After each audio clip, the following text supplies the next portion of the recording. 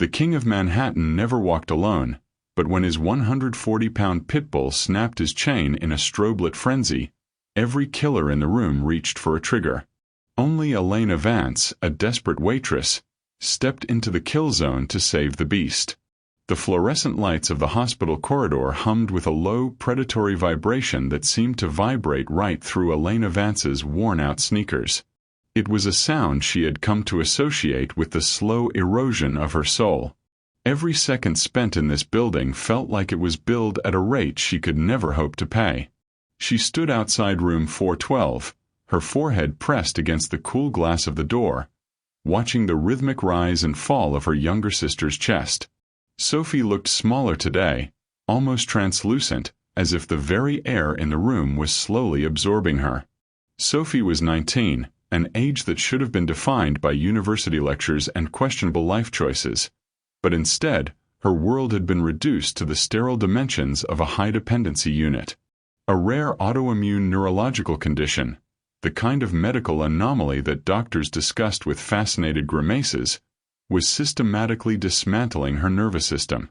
The treatment existed, a cutting-edge protocol of monoclonal antibodies and specialized physical therapy, but it came with a price tag that felt like a sick joke: $180,000 for the first year alone. Elena's hand cramped, a dull ache reminding her of the 12 hours she had just spent balancing heavy trays at the Obsidian, Manhattan's most exclusive underground lounge. Her life had become a grim mathematical equation. If she worked 3 shifts back-to-back, skipped 2 meals a day, and sold her father's old watch, she could cover the cost of the specialized ventilator for another week. But the ticking clock wasn't just a metaphor. The hospital's billing department was a machine that didn't care about tragedy. They had already sent the 3rd notice. If the arrears weren't settled by the end of the month, Sophie would be moved to a state facility, a place where rare conditions went to be managed, not cured. Elena knew that for Sophie, a transfer meant a death sentence. Help me prove my mother wrong. Subscribe to help us reach 1,000 subscribers. Elena turned away from the door as a nurse approached with a clipboard. The look in the woman's eyes was one of practiced sympathy, the kind that usually preceded a conversation about logistics. Elena didn't want to talk about logistics. She wanted to talk about miracles, but those were in short supply in the Lower East Side. She ducked into the stairwell, the heavy fire door clicking shut behind her, and allowed herself exactly 60 seconds to breathe. She leaned her back against the cold concrete wall, closing her eyes. Her mind drifted to her previous life. 3 years ago, before their father was disgraced and before the debt swallowed them. She had been a top student at the Cornell University College of Veterinary Medicine. She had a gift for behavior, a way of reading the silent language of animals that her professors called uncanny. She understood the mechanics of fear, the way a central nervous system could misfire under stress, and how to bridge the gap between human and animal with nothing but a steady pulse and a low voice. Now, education was a ghost. Instead of healing creatures, she was serving vintage scotch to men who treated her like furniture. She pulled her phone from her pocket, checking the time. It was 6 p.m. Her second shift at the Obsidian started in an hour. It was a high-stakes night, which meant the tips would be better, but the clientele would be more volatile. The club sat beneath a renovated warehouse, a sanctuary of dark velvet and polished brass where the city's true architects, the ones who built empires in the shadows, came to play. Elena changed into her uniform in the hospital's public restroom, splashing cold water on her face to mask the dark circles under her eyes. She applied a layer of crimson lipstick, a war paint of sorts, and tucked her hair into a sharp professional bun. She looked like a woman in control, a woman who belonged in a room full of power. Inside, she was a house of cards waiting for a light breeze. As she stepped out of the hospital and into the biting New York wind, she felt the weight of the city pressing down on her. Every person she passed was a reminder of a world that was moving forward while she was stuck in a desperate circular sprint. She needed a miracle, or at least a payday that didn't involve counting coins. She didn't know that tonight, the miracle she was looking for would arrive in the form of a nightmare. She didn't know that she was about to meet a man who was more dangerous than the disease killing her sister and a dog that would remind her exactly who she was before the world broke her. She caught the subway, her hand gripping the metal pole as the train screeched through the dark tunnels. She closed her eyes and visualized the anatomy of a heart, the valves, the chambers, and the electrical impulses. She did this to calm herself, to remember that everything, even Sophie's failing body, was just a complex machine that needed the right intervention. But as the train pulled into her station, a cold shiver ran down her spine. The ticking clock in her head grew louder, drowning out the roar of the city. She had 4 hours to find a way to stay in the game, and she was playing with a losing hand. Elena emerged from the subway and walked toward the discreet black door of the Obsidian. 2 massive bouncers nodded as she passed, their eyes scanning the street for any sign of trouble. The air inside the club was already thick with the scent of expensive tobacco and a heavy underlying tension. Tonight felt different. The atmosphere was charged, like the moments before a thunderstorm breaks. She adjusted her apron, took a deep breath of the filtered, chilled air, and stepped onto the floor. She was Elena Vance, the waitress who was invisible to the powerful. But tonight, for the first time in a long time, she was going to be the only person in the room who truly saw what was happening. The air in the Obsidian was different from the hospital. If the clinic smelled of slow decay and sterile endings, the club smelled of adrenaline, expensive cedarwood, and the kind of wealth that didn't need to ask for permission. Elena moved through the shadows of the lounge like a ghost, her tray balanced with the muscle memory of a woman who had spent too many hours on her feet. She kept her eyes down, observing the world through the reflection of polished mahogany and the movements of expensive leather shoes. At precisely 10 p.m., the heavy atmosphere of the club underwent a sudden, violent shift. It wasn't a noise, in fact, the room went unnervingly quiet, but a change in the literal pressure of the air. The double oak doors at the VIP entrance swung open, and the bouncers, men who usually stood like stone statues, straightened their backs and lowered their gaze. Dante Moretti entered the room. He didn't walk so much as he reclaimed the space with every step. He was a man composed of sharp angles and dark intentions, dressed in a charcoal suit that looked like it had been stitched together with shadows. His face was a mask of cold, aristocratic detachment, but it was his eyes that froze the blood of anyone who caught his gaze. They were the eyes of a man who had seen the end of the world and hadn't been impressed. But as imposing as Dante was, the true source of the room's collective breath hitch was the creature at the end of the heavy, matte black chain in his left hand. Goliath. The dog was mythology made flesh. A 140-pound American Pitbull Terrier with a coat the color of a thunderstorm and muscles that rippled beneath his skin like shifting tectonic plates. He wore a thick, custom-made leather collar studded with dull obsidian. Goliath didn't pant, he didn't bark, and he didn't sniff the air. He moved with a terrifying, synchronized grace beside Dante, his head held level with his master's thigh. He wasn't just a pet. He was a living weapon, a biological deterrent that the underworld whispered was more loyal, and more lethal, than any hitman on the Moretti payroll. If you're rooting for Goliath to heal, comment #TeamGoliath below. Elena stood by the service station, her heart hammering a frantic rhythm against her ribs. While the other waitresses retreated toward the kitchen, Elena found herself unable to look away. But she wasn't looking at the dog with the mindless terror of the patrons. She was looking at him with the clinical, empathetic eyes of the veterinary student she used to be.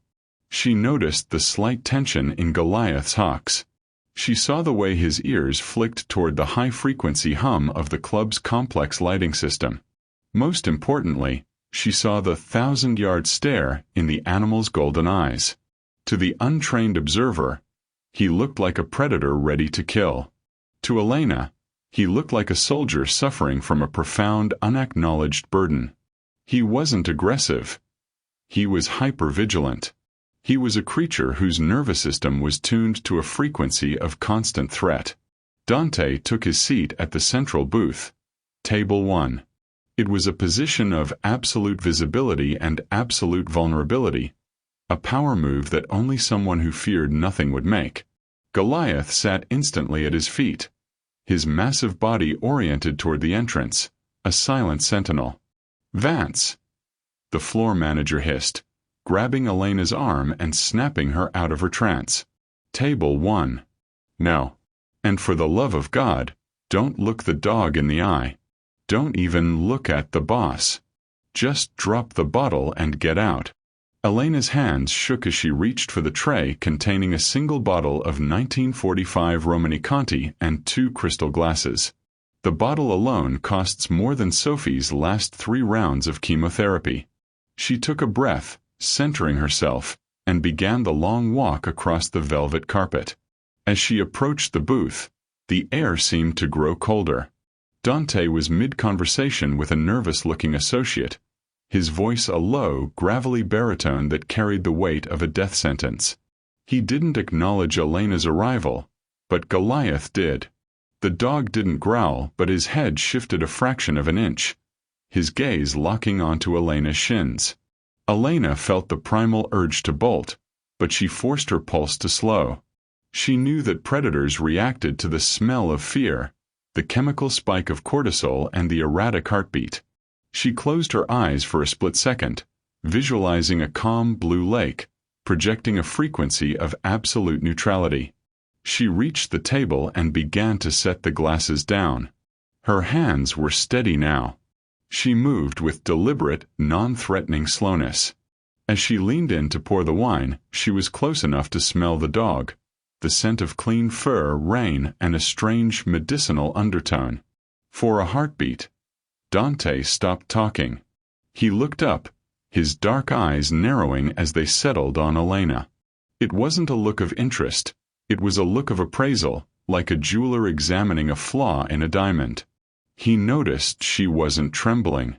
He noticed she hadn't flinched when Goliath's ears were pinned back. "You have steady hands, Waitress," Dante said. It wasn't a compliment. It was an observation of an anomaly. "The wine is temperamental, Mr. Moretti," Elena replied, her voice low and even. "It requires a steady hand to breathe properly." Dante leaned back, a ghost of a smirk touching his lips. "And the dog? He doesn't make you nervous?" Elena looked down at Goliath. For the first time, she allowed her gaze to soften, not challenging him, but offering a silent acknowledgement of his stress. "He's not a dog who wants to hurt people," she said quietly, almost to herself. "He's a dog who is tired of watching for enemies." The silence that followed was deafening. The associate at the table went pale, looking like he expected Dante to snap his fingers and have Elena dragged out. Dante's gaze intensified, his eyes searching hers for a flicker of deceit or play acting. He found neither. "Tired," Dante repeated, the word sounding foreign in his mouth. Before he could respond, a sudden, sharp pop echoed through the lounge. One of the high-intensity strobe lights in the rafters had short-circuited, sending a shower of white-hot sparks downward and creating a rapid, erratic flickering of blue and white light directly over Table 1. Elena saw it happen in slow motion. Goliath's pupils were blown wide, his muscles locking into a rigid tetanic spasm. It wasn't rage. It was a neurological short-circuit. The flashing lights had hit a specific frequency in the dog's compromised brain, triggering a massive seizure-induced panic. Goliath didn't bark. He let out a sound that was half scream, half roar. With a terrifying explosion of strength, the 140-pound beast lunged, the matte black chain snapping like a piece of thread. The king's beast had gone berserk, and Elena was the only one standing in the path of the storm. The world inside the obsidian fractured into 1,000 jagged pieces of light and shadow. The short-circuited strobe light above Table 1 began a rhythmic, high-frequency stutter, a strobe effect so rapid it was less like a light and more like a physical assault on the senses. To the human eye, it was an annoying technical glitch. To Goliath's hypersensitive, trauma-primed nervous system, it was a catastrophic neurological override. Elena saw the shift instantly. Goliath's body didn't just tense, it arched. His massive head snapped back, his eyes rolling into his head until only the bloodshot whites were visible. A low, guttural sound, a sound that wasn't a growl but a mechanical moan of sheer agony, vibrated from his chest. And then, the snap. The reinforced matte black chain didn't break from a pull. It shattered under the sheer explosive force of a 140-pound apex predator losing all voluntary motor control. Goliath launched. He wasn't aiming for a throat or a limb. He was a blind missile of muscle and teeth, propelled by a brain that had just been set on fire by the flickering blue-white light. Smash that like button if you enjoyed seeing justice delivered. Patrons screamed, chairs scraped violently against the hardwood, and the king's bodyguards reacted with the cold, lethal efficiency they were paid for. For men reached into their silk blazers, their hands closing around the grips of suppressed semi-automatics. To them, the mythology-made flesh had just become a liability. A rogue weapon was a dead weapon. Don't shoot. Elena's voice pierced the chaos, sharp and authoritative, a tone that belonged in a surgical theater rather than a cocktail lounge. Dante Moretti hadn't moved. He sat in the center of the storm, his hand still hovering near his wine glass, his eyes fixed on the beast that had been his shadow for 5 years. There was a flicker of something in his expression. Not fear, but a profound, icy grief. He knew his men. He knew that once the safety was off, Goliath was a memory. Goliath crashed into a neighboring table, sending crystal and expensive bourbon flying. He was spinning in circles, snapping at the air, his jaws closing with the force of a hydraulic press. Each snap sounded like a gunshot. He was in a trauma loop, a state where the brain perceives every shadow as a predator and every sound as a threat. Elena didn't retreat. While the crowd surged toward the exits, she stepped forward. She was back in the Cornell labs, back in the high-stress simulations where a second of hesitation meant a mauled limb. She understood the physics of what was happening. The strobe light was the pacemaker for the seizure. As long as those lights flickered, Goliath was trapped in hell. "Turn off the lights," she screamed at the floor manager, who was frozen behind the bar. "The breakers." Now. She didn't wait for him to move.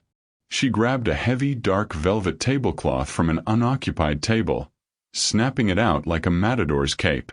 She knew she had roughly 6 seconds before the guards lost their nerve and opened fire. "Step back." Dante commanded his men, his voice cutting through the din. He was looking at Elena. He saw the way she was moving, low to the ground, diagonal to the dog's line of sight, her pulse visible but her hands steady. Elena entered Goliath's kill zone. The dog sensed her movement and lunged. He was a blur of brindle fur and white teeth.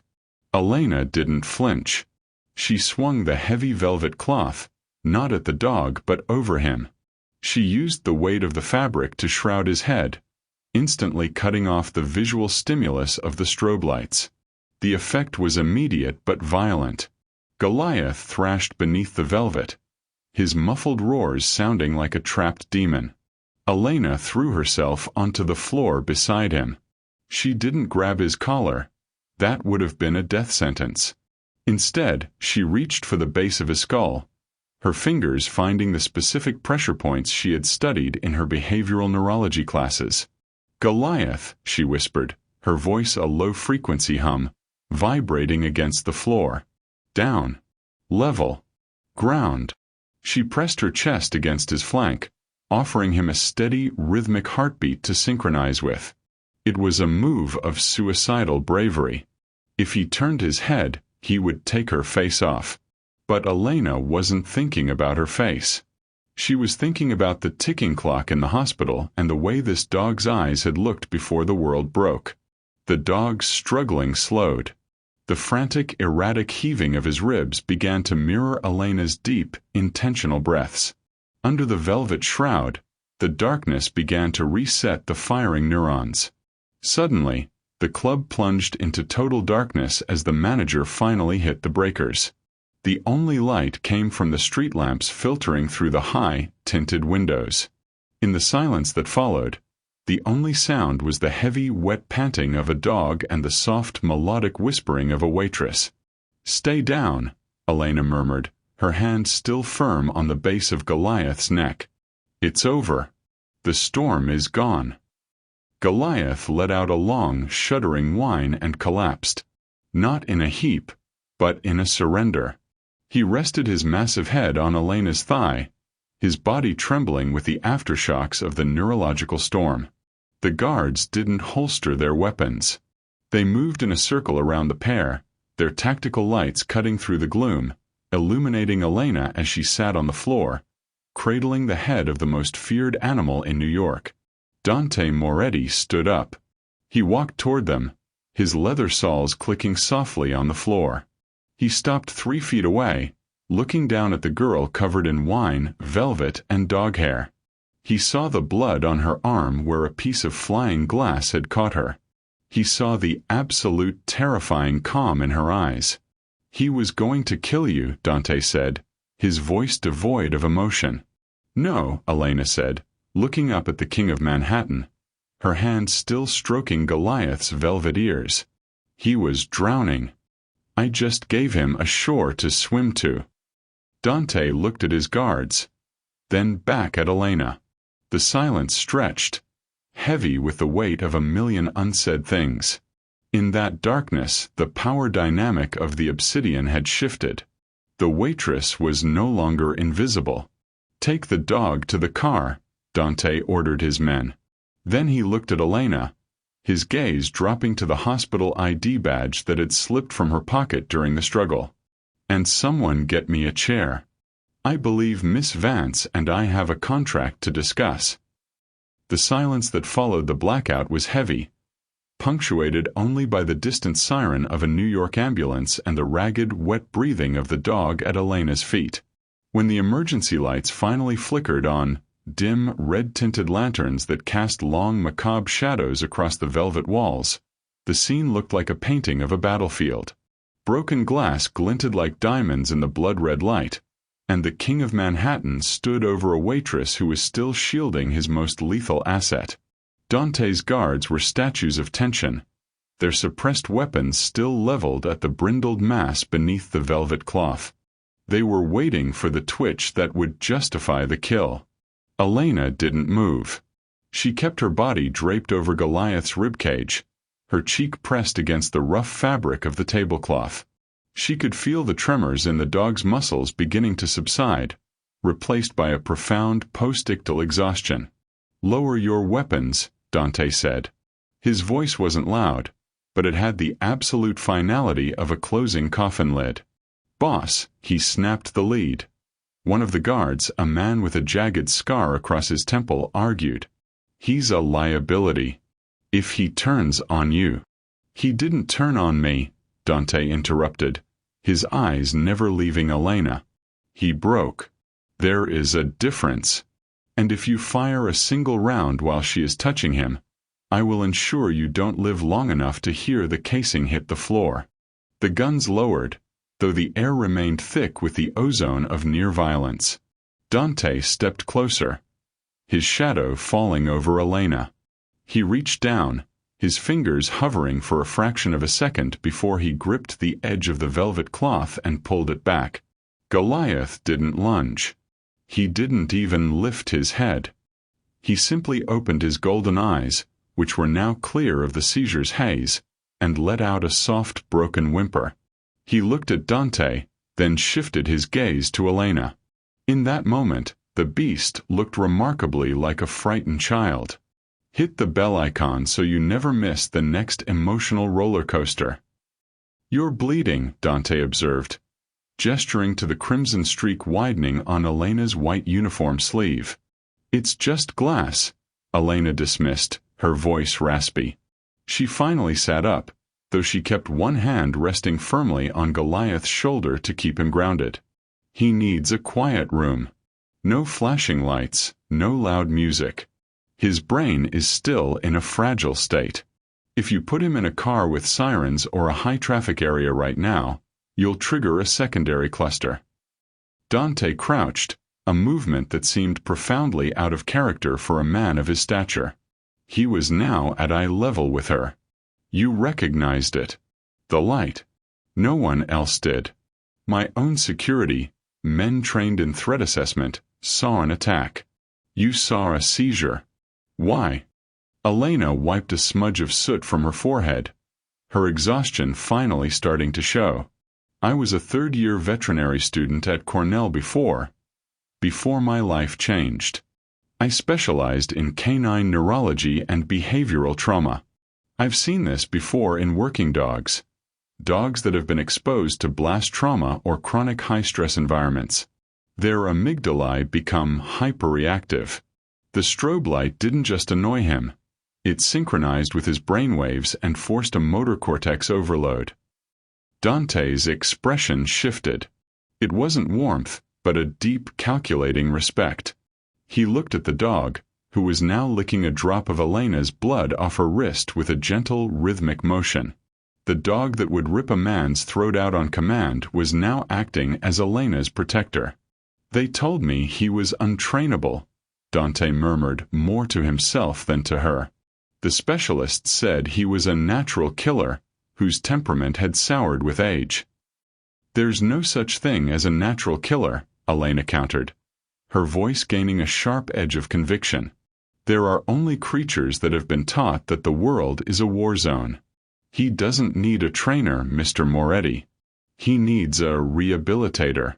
He needs someone who understands that his aggression is actually a scream for help. Dante stood up slowly, adjusting his cufflinks. He looked around the ruined lounge at the wealthy patrons peeking from behind pillars, and at his men, who were still visibly shaken. Then he looked at Elena's hospital ID badge, which lay on the floor between them. Elena Vance, he read aloud. He looked at the Department of Oncology, printed on the badge, and the photo of a younger, less tired version of the woman before him. You're working 2 jobs. Waitressing here and caretaking at a hospital. I do what I have to do, Elena said, her jaw tightening. She didn't want his pity. She wanted her paycheck and a way to get back to Sophie. How much? Dante asked. Elena blinked. Pardon. The debt. The reason a woman with a surgical mind is carrying gin and tonics for cowards. How much do you need to stop running? Elena felt a lump form in her throat.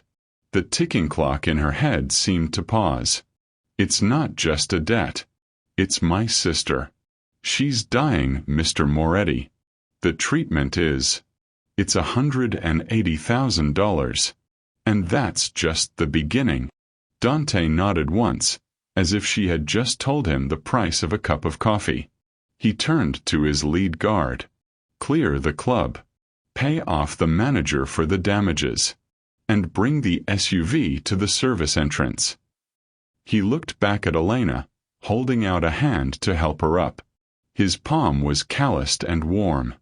Miss Vance, you saved the only thing in this world I truly trust tonight. In my world, that makes me your debtor. And I don't like owing people. Elena took his hand, her legs feeling like water as she stood. Goliath stood with her, leaning his heavy weight against her leg, refusing to leave her side. I have a fortress in the Hudson Valley, Dante said, his voice dropping to a low, intimate frequency. It is quiet. It has no strobe lights. But it has a dog that is broken and a man who is tired of watching him suffer.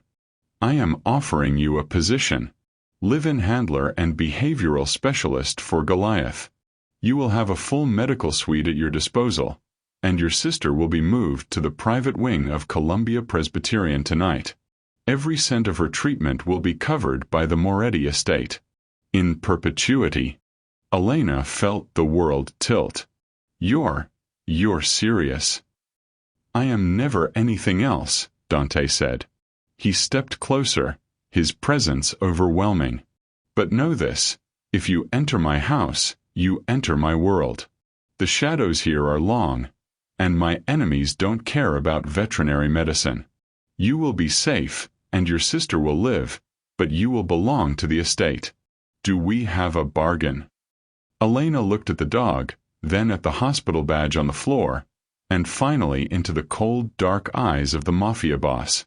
She thought of Sophie's pale face and the third notice from the billing department. Yes, Elena whispered. We have a bargain. The transition from the neon-slicked chaos of Manhattan to the silent, fog-shrouded peaks of the Hudson Valley was as jarring as a sudden descent into a dream. Elena sat in the back of a blacked-out SUV, her hand buried in the thick brindle fur of Goliath's neck. The dog had refused to board a separate vehicle, and Dante, with a single wave of his hand, had dismissed his security protocol to allow the waitress and the beast to occupy his personal cabin. Dante sat opposite them, a shadow against the leather, his eyes fixed on the dark silhouettes of the passing trees. The estate is called the Bastion, Dante said, his voice cutting through the hum of the tires. It was built in the 1920s by a man who feared his neighbors. I kept it because I fear no one, but I value my privacy. As the vehicle passed through a set of iron gates that looked heavy enough to stop a tank, Elena felt the sheer scale of the Moretti influence. The house was a sprawling Gothic structure of gray stone and glass, perched on a cliffside overlooking the river. It was beautiful, but it felt like a cage, a very expensive, very safe cage. Your sister was moved 2 hours ago, Dante continued, checking a glowing tablet. Dr. Eris Thorne at Columbia Presbyterian has taken over her case. He is the leading neuroimmunologist in the country. He doesn't take private patients unless the fee is persuasive. Sophie is currently in a medically induced sleep for the transfer.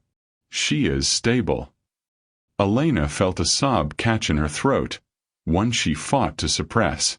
For the first time in 3 years, the crushing weight on her chest loosened. Thank you, she whispered. Don't thank me yet, Miss Vance, Dante replied, his gaze finally shifting to her. I am paying for a result. Goliath is my shadow. Without him, I am a man with a missing limb. I need him back. Not just physically, but as the deterrent he was meant to be. If you fail, the arrangement ends. I am a businessman, not a charity. The SUV came to a halt in a gravel courtyard. The doors were opened by silent men in tactical gear. As Elena stepped out, she was struck by the silence of the woods. It was a silence that felt heavy, almost expectant. Goliath followed her, his gait still somewhat stiff, his head low. He didn't look at the guards or the house. He looked only at Elena, his new North Star. Dante led her through a vaulted foyer and down a series of corridors that smelled of beeswax and old money. They descended a flight of stone stairs into a wing that had been recently renovated. It was a state-of-the-art veterinary and training suite. There were padded floors, soundproofed walls, and a glass-walled observation deck. This is your domain, Dante said. Attached to this suite are your living quarters. You will find everything you need, clothing, food, and medical supplies for the dog. You are not to leave the grounds without an escort. Not for your safety, but for the security of the work we are doing here. Elena walked to the center of the room. It was more advanced than the labs at Cornell. There was an MRI machine specifically calibrated for large animals and a hydrotherapy pool. You've been preparing for this, she realized, turning to Dante. You've been trying to fix him for a long time.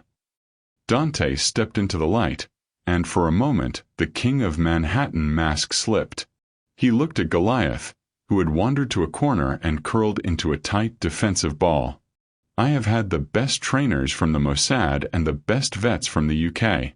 They all told me the same thing. He's fried. They told me to put him down and start over with a new pup. But this dog, He saved my life in a warehouse in Queens when I was nothing but a soldier. He took a bullet meant for my spine. I don't discard loyalty." Elena felt a surge of empathy that she hadn't expected to feel for a man like Dante. "You love him," she said softly. Dante's expression hardened instantly. "I value him. Love is a liability in my profession, Miss Vance. Do not confuse the two." He turned toward the door. "Get some rest. Your contract begins at dawn. I expect a full behavioral assessment by noon tomorrow." As the heavy door clicked shut, Elena found herself alone in the silent wing with the sleeping giant. She walked over to the bed in her living quarters. It was covered in silk sheets that cost more than her car, but she didn't lie down. Instead, she took a blanket, walked back into the training room, and sat on the floor next to Goliath. She began to hum, the same low, vibrating frequency she had used in the club. Goliath's ear flicked. He didn't wake, but his breathing deepened, the tension leaving his shoulders. She thought of Sophie, tucked into a private wing with the best doctors in the world. She thought of Julian Vane, her ex-fiancé, and the way he had looked at her father the day the FBI raided their home. She felt like she had traded one devil for another, but as she watched Goliath's paws twitch in a dream, she knew this devil had a heart. The ticking clock was gone, replaced by the steady, rhythmic thud of a 140-pound heart. Elena closed her eyes, leaning her head against the cool stone wall. She had saved the beast, but as she drifted into a fitful sleep, she realized the fortress was designed to keep people out, and she was now very much on the inside. The first week at the Bastion was a study in silence and meticulous observation. Elena spent 18 hours a day in the rehabilitation suite, slowly peeling back the layers of Goliath's trauma. She didn't use collars or leashes. She used proximity and patience. By day 4, the massive dog was following her without prompting. By day 6, he was resting his chin on her knee while she reviewed Sophie's medical charts. It was on the 7th night that Elena found the physical evidence of why Goliath had broken. She was performing a deep tissue sensory exam, her fingers moving expertly through the dense brindle fur, when she felt a series of anomalies along his ribcage and the base of his spine. She reached for a pair of surgical clippers. Goliath tensed, but Elena's steady low-frequency hum kept him grounded. As the fur fell away, she gasped. Beneath the thunderstorm coat was a map of human cruelty. There were small circular burn scars, consistent with cigarette burns, and jagged subcutaneous ridges that suggested he had been bound with barbed wire. "He didn't get those in a fight with another dog," a cold voice said from the doorway. Elena jumped, her hand instinctively shielding Goliath. Dante Moretti stood in the shadows of the arched entrance, his coat draped over his shoulders like a cape. He looked weary, the sharp lines of his face deepened by the dim surgical lights of the suite. "These are torture marks, Dante," Elena said, her voice trembling with a mixture of professional outrage and personal grief. "Someone didn't just train him, they tried to break his spirit from the inside out." Dante walked into the room, his eyes fixed on the scars Elena had uncovered. He reached out, and for the first time Goliath didn't flinch. The dog leaned into the man's touch, a silent acknowledgement of a shared history. "He was taken," Dante said quietly. 3 years ago. A rival family, the Gallo clan, snatched him from my estate during a breach. They had him for 2 weeks before I burned their warehouse to the ground to get him back." He paused, his jaw tightening so hard the bone seemed ready to snap. "They didn't want to kill him. They wanted to turn him into a weapon that would eventually turn on me. They used pain to associate my scent, my voice, and my world with agony." Elena looked from the dog to the man. She saw the way Dante's hand lingered on the scars, not with pity, but with a terrifyingly familiar recognition. "You have them too, don't you?" she asked. The silence that followed was heavy enough to crush. Dante didn't move for a long time. Then, with a slow, deliberate motion, he unbuttoned his silk waistcoat and turned his back to her. He pulled his shirt away from his skin. Across his shoulder blades and down his spine were the same jagged ridges, the same patterns of systematic, calculated violence. They weren't from a warehouse in Queens. These were older, faded by time, but etched into the very fabric of his being. "My father was not a kind man," Dante said, his voice devoid of any inflection. "He believed that power was forged in the basement. He thought that if he broke me enough, I would become a king who felt nothing. He succeeded, in a way. I don't feel much, but I recognize a brother when I see one." He buttoned his shirt, the mask of the Mafia boss sliding back into place. "That is why he isn't a liability to me, Elena. He is the only mirror I have." Elena felt a tear escape, rolling down her cheek. She understood now. This wasn't a story about a mobster and his guard dog. It was a story about two survivors clinging to each other in a world that only valued their capacity for violence. "The flashing lights," Elena whispered. "In the warehouse where they tortured him. They used strobes, didn't they? To keep him awake? To disorient him during the sessions?" "Yes," Dante said. "And high-frequency white noise. They wanted to shatter his sensory processing." "I can fix the neurological triggers," Elena said, her voice now hard with a new kind of resolve. "But the soul, that takes longer. He needs to know he's not a weapon anymore. And honestly, Dante, I think you do too." Dante looked at her then, and for a fleeting second, the coldness in his eyes flickered. It wasn't love. It was something far more dangerous. It was trust. "Be careful, Miss Vance," he warned softly. "In this house, believing people have souls is the quickest way to lose your own." He turned to leave but stopped at the door. Sophie's first round of the new protocol was successful. Her oxygen saturation is up 10%. She's breathing on her own for the first time in months. Before Elena could respond, he was gone, leaving her alone in the dim light with the scarred beast. She sat back down on the floor, and Goliath immediately crawled into her lap, burying his massive head in the crook of her neck. She realized then that she was no longer just a waitress or a student. She was the keeper of the Moretti secrets. And as she looked at the scars on Goliath's ribs, she thought of Julian Vane, the man who had destroyed her father, with a smile. She realized that the basement came in many forms, and she was finally in a position to fight back against the men who built them. The tranquility of the Hudson Valley was shattered on a Tuesday afternoon. Elena was in the hydrotherapy room, guiding Goliath through a low-impact session in the warm water, when one of Dante's security detail tapped on the reinforced glass. "Miss Vance, you have a visitor at the main gate. He claims to be representing your sister's medical trust." Elena's heart skipped a beat. Dante had handled the trust personally. There should be no one else. She dried her hands, settled Goliath into his recovery bay, and walked toward the estate's grand reception hall. Standing near the floor-to-ceiling windows, silhouetted against the gray river, was a man in a crisp navy suit. He held a leather briefcase with the practiced ease of someone who owned the world. As he turned, Elena's breath hitched. It was Julian Vane. He hadn't changed. He still had the same calculated, boyish charm, the kind that masked a predatory hunger for leverage. 3 years ago, he had been the rising star of the FBI's Financial Crimes Division. He was the man who had promised to protect Elena's father, only to lead the raid that stripped their family of every cent and drove her father to a broken early grave.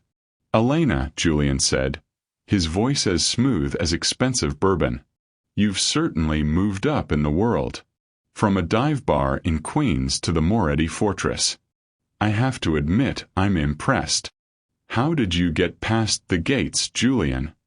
Elena asked, her voice cold. "I'm a federal agent, Elena. Gates are suggestions to me." He stepped closer, his eyes scanning the room with professional coldness. "I'm here because of Sophie. It seems her medical bills are being paid by a shell company linked to the Moretti family. That's money laundering, Elena. And as of 10 minutes ago, I've placed a federal freeze on that account." Elena felt the blood drain from her face. "You did what?" "Julian, she's in the middle of a critical protocol. If that funding stops, the hospital will discharge her within 48 hours, Julian interrupted. He walked toward a marble bust, running a finger along its edge. "Unless, of course, the source of the funds is verified. Or unless I decide to overlook the technicality in exchange for a little cooperation." Smash that like button if you enjoyed seeing justice delivered. The trap snapped shut. Elena realized this wasn't about her father or the past. This was about Dante Moretti. "You want me to spy on him," Elena whispered. "I want you to be a patriot," Julian corrected, flashing a shark-like smile. "Dante Moretti is a black hole. He's swallowed this city whole. I need access to his private study, specifically the encrypted ledger he keeps in the floor safe. You're the only person who has unrestricted access to that wing of the house. You bug his office, and Sophie stays in that private suite. She gets her miracle. You refuse, and she's on a state ward gurney by Friday." "He'll kill me," Elena said. "He's a mobster, Elena. He's already killing you one shift at a time." Julian reached into his pocket and pulled out a small, coin-sized device. "This is a passive transmitter. It doesn't emit a signal until we ping it. Hide it under his desk. Do it tonight, or I start the paperwork to move Sophie to a county hospice." He pressed the device into her hand. His skin was cold. "You have 12 hours. Don't be a hero, Elena. You were never good at it." As Julian was escorted out, Elena stood in the center of the hall, her hand trembling around the bug. The ticking clock was back, but this time it was louder than ever. She walked back toward the rehab suite, her mind a blurred mess of Sophie's pale face and Dante's scarred back. Goliath was waiting for her at the door. He sensed the spike in her cortisol instantly. He let out a low morning whine and pressed his massive head against her stomach. "I can't lose her, Goliath," she whispered into his fur. "I can't let him take her." She looked up and saw a security camera nestled in the crown molding. She knew Dante was watching. He was always watching. She had a choice to make: betray the man who had saved her sister, or trust a monster to keep his word. She thought about the scars on Dante's back and the way Julian had smiled as he threatened a dying girl. For the first time in her life, Elena Vance stopped feeling like a victim. She looked at the bug in her hand and then at Goliath. "Let's go find the boss," she said, her voice finally steady. The air in Dante's private study was thick with the scent of old paper and expensive tobacco. Dante sat behind a desk carved from a single slab of obsidian, his silhouette framed by the moonlight bleeding through the floor-to-ceiling windows. He didn't look up as Elena entered, even though Goliath trotted ahead of her, his claws clicking rhythmically on the hardwood. "You have something that doesn't belong to you, Elena," Dante said, his voice a low vibration in the quiet room. Elena didn't hesitate. She walked directly to the desk and placed the small, silver transmitter on the polished surface. It looked like a harmless coin, but in the silence of the room, it felt like a live grenade. Julian Vane came to the gate. "He's frozen Sophie's medical trust. He wants me to plant this under your desk so he can access your floor safe." Dante finally looked up. His eyes were like flint, cold and unyielding. He didn't look at the bug. He looked at Elena. "And why aren't you doing it? He has your sister's life in his hands. Most people would have burned this house down to save their family." "Because he's a liar," Elena said, her voice trembling but firm. "He's the man who destroyed my father. He doesn't save lives. He collects leverage. If I give him what he wants, he won't let Sophie go. He'll just have 2 people to blackmail instead of 1. And because—" She paused, looking at Goliath, who had rested his chin on Dante's knee. "Because you kept your word. You saved her. I don't betray people who keep their word." Dante leaned back, a slow, dangerous smile spreading across his face. It wasn't a smile of kindness. It was the look of a predator who had just found a new ally. "Julian Vane has been a thorn in my side for 3 years. He's been using his badge to shake down my associates and build a private empire. He thinks he's playing a game of chess. He doesn't realize I've already flipped the board." He picked up the bug, turning it over in his fingers. "He wants intelligence? We'll give him intelligence. But it won't be mine. It will be his own." For the next 4 hours, the rehabilitation suite was transformed into a command center. Dante's tech specialists arrived, moving with the silent efficiency of ghosts. They didn't remove the bug, they modified it. "We're going to feed him a mirrored ledger," Dante explained, standing over Elena as she watched the monitors. "It will look like my accounts, but every transaction will actually be a digital trail leading back to Vane's own offshore holdings and the illegal seizures he's made over the last decade. We aren't just going to stop him, Elena. We're going to erase him." "But what about Sophie?" Elena asked, her heart racing. "If he realizes I've turned, he'll pull the plug before the evidence hits the FBI. That's why we need a physical handoff," Dante said. "He won't be satisfied with a remote transmission. He'll want the hard drive from the floor safe to ensure he has the encryption keys. You're going to meet him at the old boathouse on the edge of the property at midnight. You'll give him the drive. And I'll give him the ending he deserves." The wait for midnight was the longest of Elena's life. She spent it in the hydrotherapy room with Goliath, the dog sensing her dread and refusing to leave her side. She realized that she was no longer the waitress caught in the crossfire. She was the bait. But for the first time, she wasn't afraid. She looked at Goliath's scars, then at her own hands, which were no longer shaking. At 11:45 p.m., Elena walked toward the boathouse, a small silver hard drive tucked into her pocket. The woods were a symphony of shadows and snapping twigs. She could feel Dante's men moving in the darkness, silent, lethal shadows, but it was the weight of the dog at her side that gave her strength. Goliath moved without a sound, his brindle coat camouflaging him perfectly against the night. Julian was waiting on the dock, his navy suit replaced by a tactical jacket. He looked nervous, his eyes darting toward the main house. "Did you get it?" he hissed as Elena approached. "I got it," Elena said, pulling the drive out. "Now unfreeze the trust. I want to see the confirmation on my phone before I hand this over." Julian laughed, a harsh, jagged sound. "You're in no position to negotiate, Elena. Give me the drive, or I'll call the hospital right now and tell them the Moretti money is stolen property." "I don't think you'll be calling anyone, Julian." A voice boomed from the darkness. Dante Moretti stepped onto the dock, his presence turning the air to ice. Behind him, the shadows seemed to materialize into armed men. Goliath let out a low, vibrating growl, a sound that wasn't a seizure-induced panic but a controlled, predatory warning.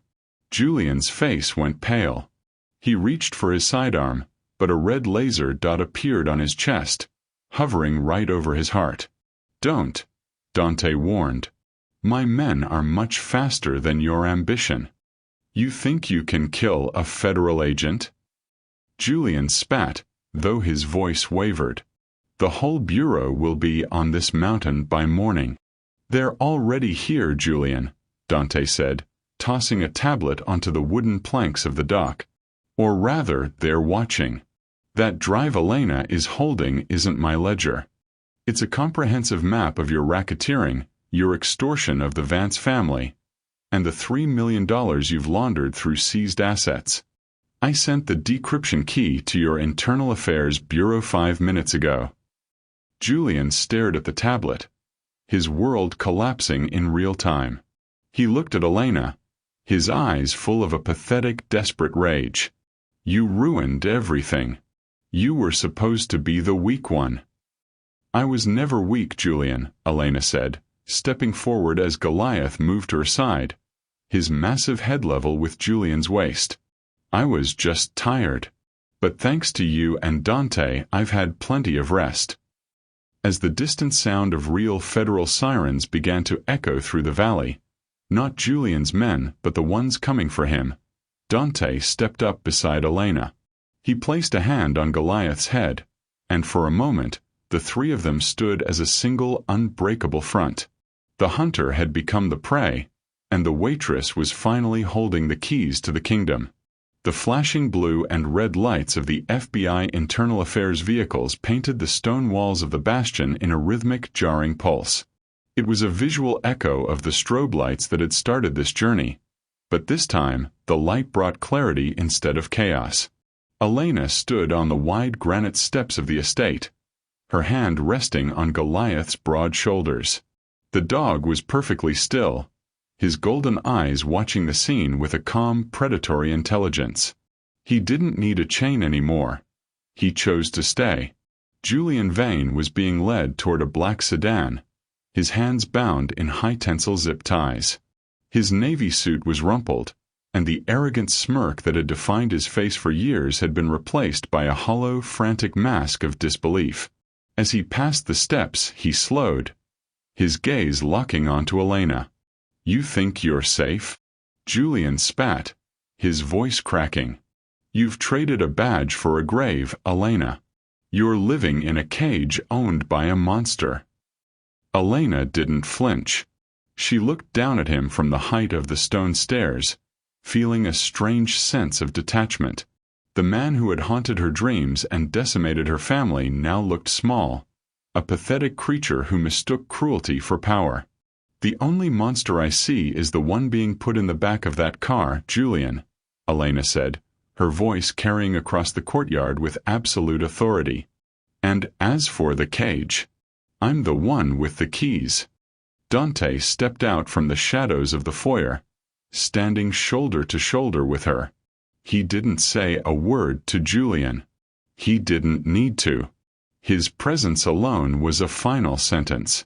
He waited until the taillights of the federal convoy disappeared into the fog of the Hudson Valley before he turned to Elena. "The trust has been fully reinstated," Dante said, his voice a low, gravelly baritone. "And more importantly, it has been moved to a private foundation under your name. No federal agent, no rival, and no bank can touch Sophie's future now. She is scheduled for her final round of the protocol tomorrow morning. The doctors expect a full recovery." Elena felt the last of the ticking clock in her mind go silent. The weight that had crushed her chest for 3 years finally evaporated into the night air. She looked at the sprawling fortress, at the silent guards, and then at the scarred man beside her. "What happens now?" she asked quietly. Dante looked out over his domain, his expression unreadable. "Now the world knows that the king's beast is no longer broken. They know that I have a specialist who can see things others cannot. My enemies are afraid, Elena, not just of Goliath, but of the woman who controls him." He paused, his dark eyes meeting hers with an intensity that made her breath hitch. "You can take the settlement I promised and go back to a quiet life. You can take Sophie and disappear. Or you can stay." "Stay?" Elena repeated. "I am a man who builds empires, Elena. But an empire is a lonely place when you're the only one who knows where the scars are hidden." He gestured toward the house. "Goliath needs you. And I find that I have grown accustomed to having a partner who doesn't blink when the guns are drawn. You decide who you want to be, the waitress who survived a nightmare or the woman who helps rule the city." Elena looked down at Goliath. The dog leaned his weight against her, a silent vote of confidence. She thought of the hospital shifts, the cold coffee, and the constant fear. Then she thought of the power she had felt on the dock, the power of truth, of loyalty, and of a beast that had found its peace. Both, Elena said, her voice echoing the resolve she had found in the darkness. I choose to be both. Dante nodded, a rare, genuine spark of respect lighting his eyes. He offered his arm, and as Elena took it, she felt the transition complete. She wasn't just a guest or an employee. She was a part of the architecture of the bastion. As they walked back into the warmth of the great hall, the heavy iron doors clicked shut, sealing out the world and its petty cruelties. The waitress was gone. In her place stood a woman who had tamed a monster and outmaneuvered a devil. Smash that like button if you enjoyed seeing Julian Vane get what he deserved. Hit the bell icon so you never miss the next emotional roller coaster. The end.